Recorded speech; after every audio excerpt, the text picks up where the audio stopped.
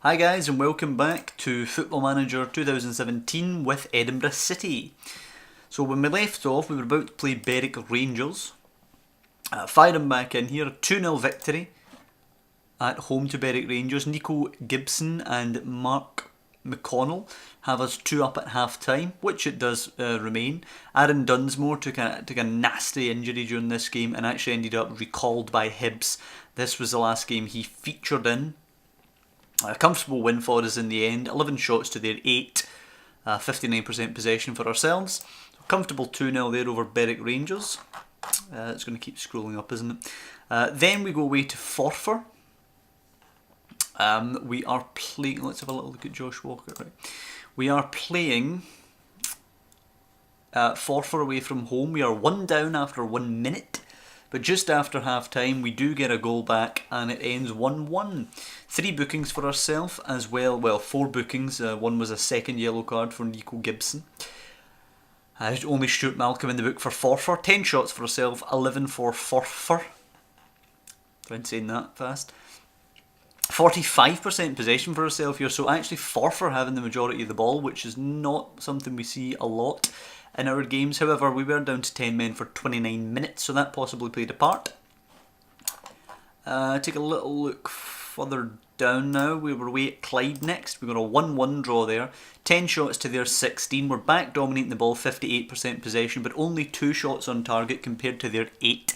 So we can feel pretty lucky actually to get away with a 1-1. Dylan Easton had Clyde up after 10 minutes, and Uzi C hit the equaliser after 29 before a relatively dull game, which Clyde probably just edged. 2 yellow cards apiece as well, 18 fouls for us, 10 to them. Not a nasty game, just a competitive one. We then host Elgin.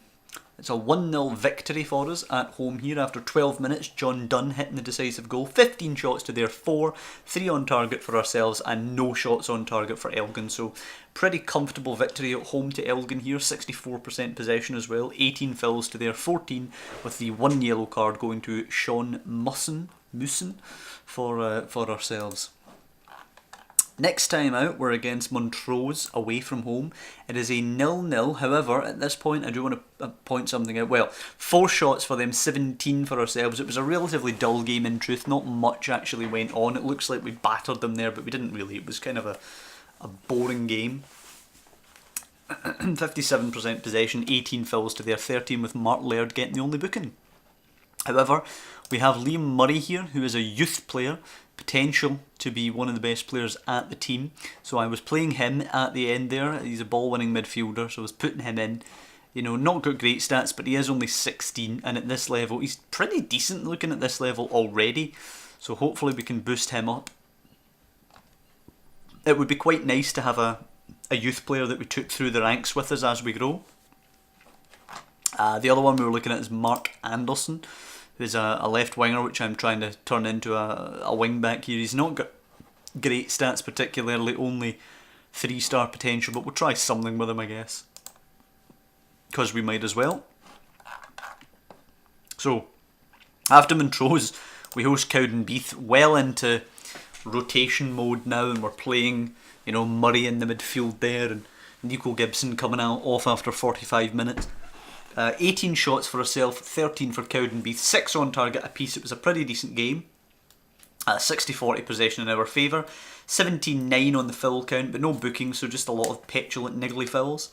After 5 minutes, Dale Carrick, who's been in insane form for them this season, I think he's from Livingston or something, isn't he? Yeah, he is from Livingston. He hit... Where are we now? He hit the goal after 5 minutes to put Cowdenbeath 1 up. We do come back through Dean Cummings after 15 minutes, get it to 1-1.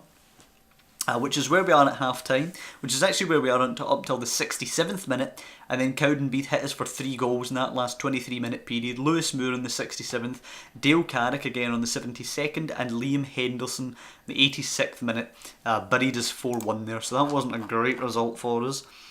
We do bounce back, however, away at Arbroath.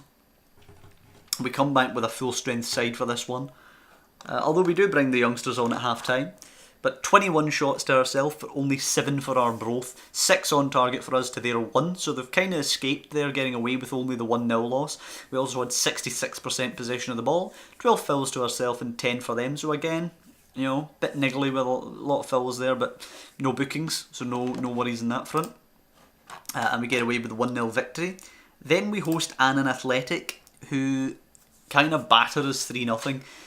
It's one of those where we look at the stats again, 57% possession of the ball, 13 shots apiece. They have 5 on target, we have 4. 21 fouls for us, 11 for them, and actually they pick up the only booking of the game.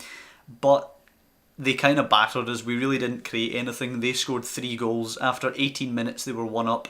Through Peter Watson. Aidan Smith makes it 2-0 after 32 minutes. And then after 78 minutes, they complete the rout and get away with a 3-0 victory.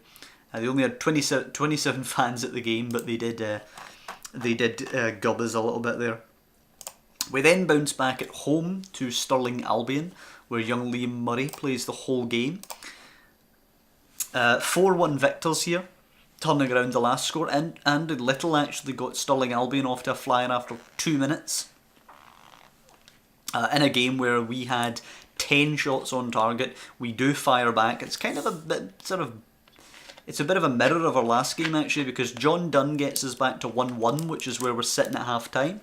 However, we then hit, in the last 13 minutes here, we actually hit 3 goals. Nico Gibson makes it 2-1 after 77 minutes.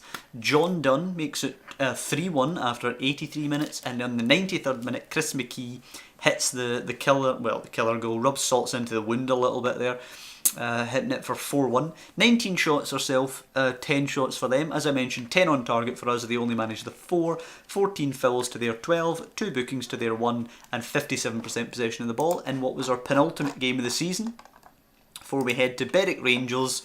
And we have put in a decent performance. We limited them to 4 shots, 3 of which were on target. We had 11, 7 of which were on target. However, Aaron Morell, the 36th minute for Berwick Rangers, in what was a bit of a nasty game with 7 bookings all in, he hits the only goal as Berwick Rangers beat us on the final day of the season. However, if we look at the league table now, stages, where are we? League table.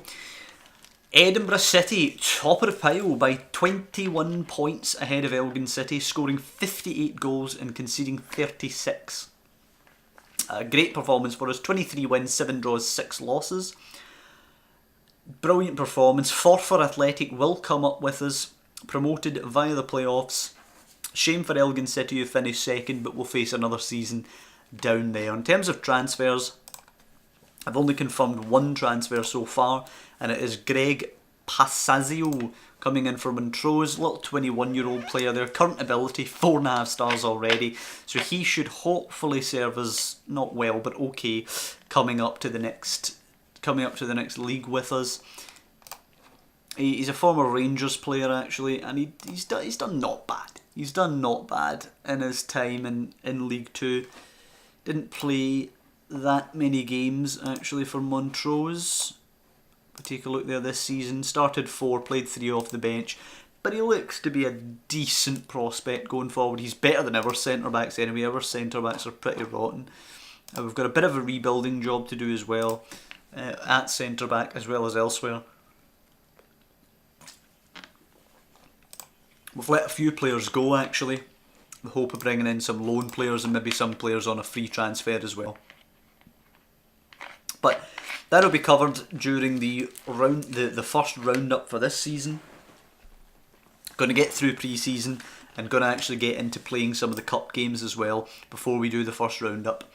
So, as I always say, I hope you guys are enjoying this series, have enjoyed this episode, wrapping up the league title as we march towards being a giant of Scottish football. If you could click the like button down below if you enjoyed the video, that would be spectacular. As I always say again, helps more than you realise. And I'll see you guys next time.